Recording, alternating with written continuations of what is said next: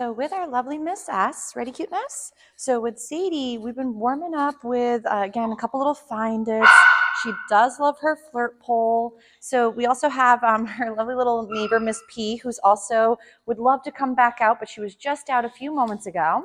So with Miss S, you'll see that she's gotten a lot more comfortable when even the other students are making some noises. Find it.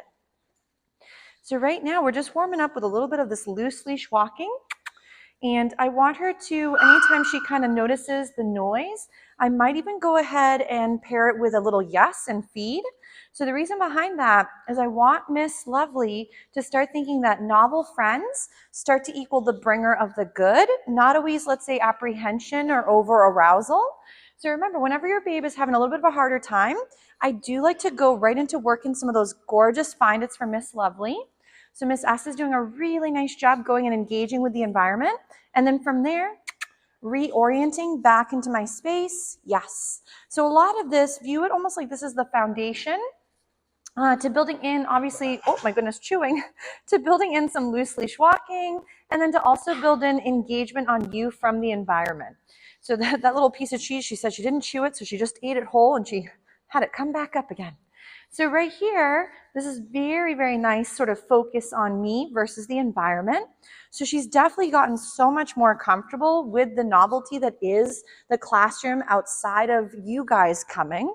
So which is great because a lot of the peps sometimes, again, remember generalization of behaviors or skills can be really hard going from a new environment or with new people. Nice job.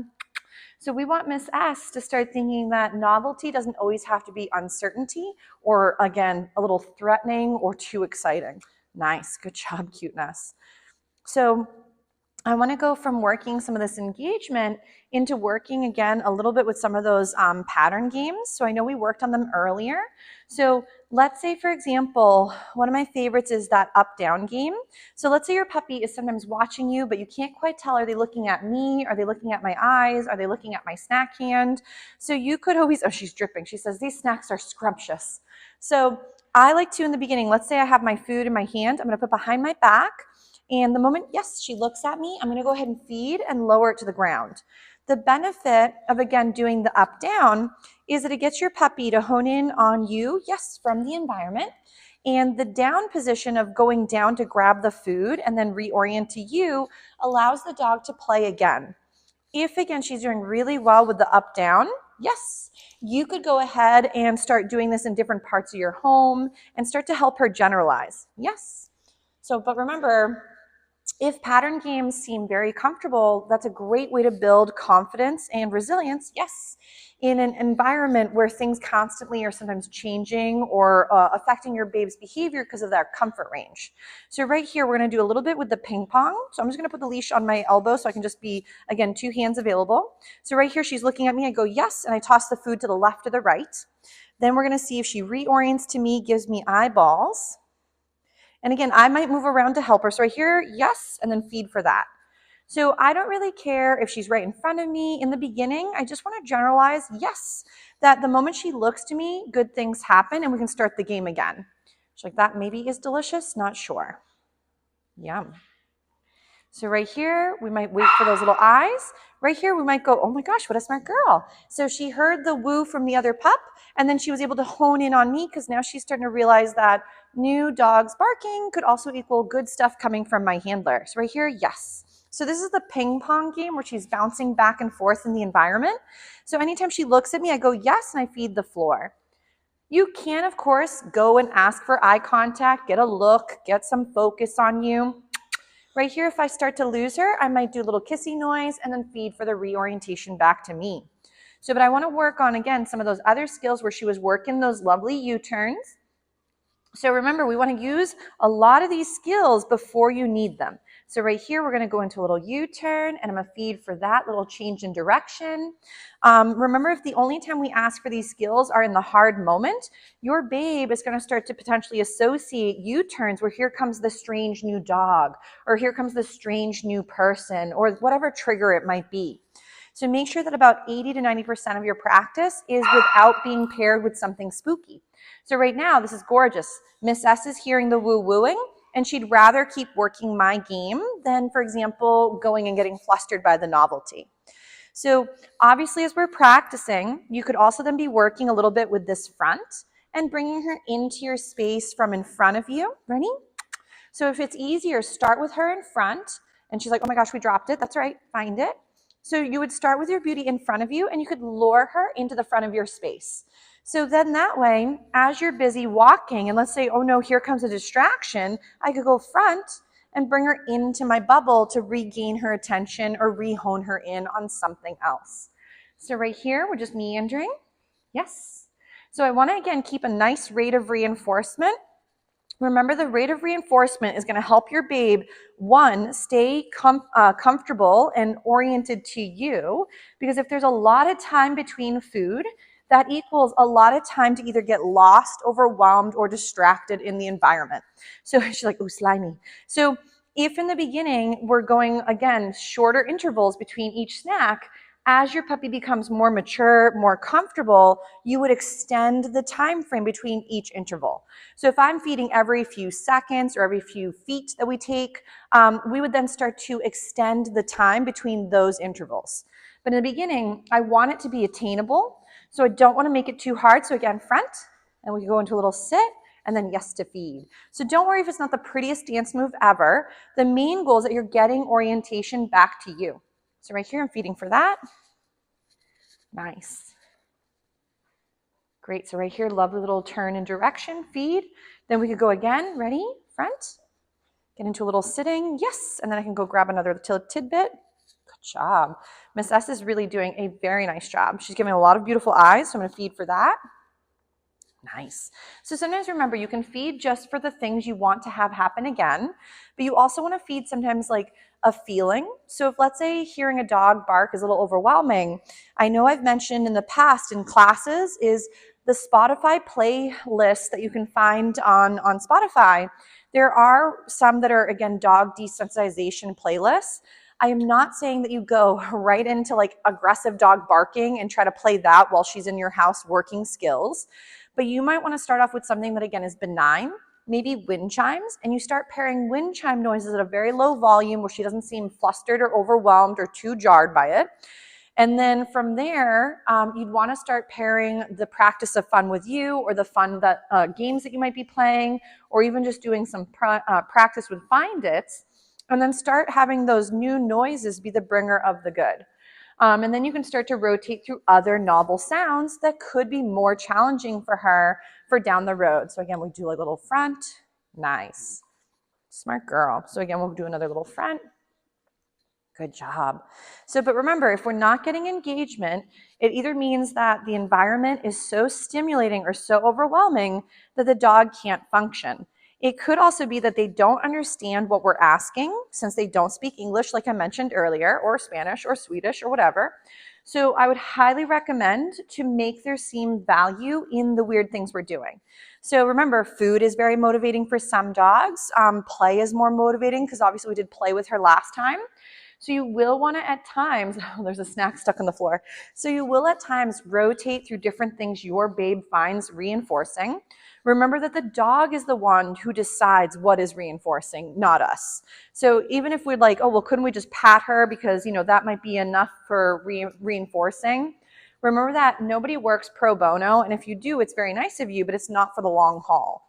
Your babe, same thing. All of these weird either skills or things we're asking them to do are behaviors they would consider like work or things that they find difficult to master and practice. So we want to make sure we're paying them for their efforts. So obviously if you worked a 40-hour work week and your boss was like high five, you'd be like, where's the paycheck? So same thing for our babes. You would eventually go from being like the Coke or the snack machine where every time someone puts in their dollar, they get their goodie. Because what happens if you went from every time to now you put your dollar in, you don't get your snack, you're gonna get frustrated and maybe not wanna participate with that vending machine again. So we wanna go from the Coke or snack machine into eventually turning into the slot machine where they don't know when the big prize may or may not be coming. Or, ready, Sadie? Ready? So if I lose her for a moment, I'm gonna go get her attention. Yes. So technically there are a few stuffed animal dogs over there.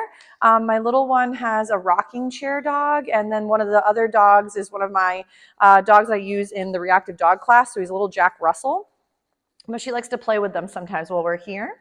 So, but if when you're working with your lovely lady, we want to make sure that we're going from, again, the Coke or the snack machine scenario to eventually turning to the slot machine, where your babe doesn't know, are they going to win big? Are they going to have a little, paycheck? Are they going to get nothing?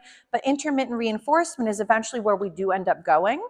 But remember that right now, if your babe has very little bank account where these behaviors or skills have very little deposits, your babe may find very little value in offering these skills. So think to yourself, ready? Sadie, friend? Yes, nice job. Think to yourselves, how often have I reinforced this skill? Excuse me, and is maybe that why my dog is unreliable at times?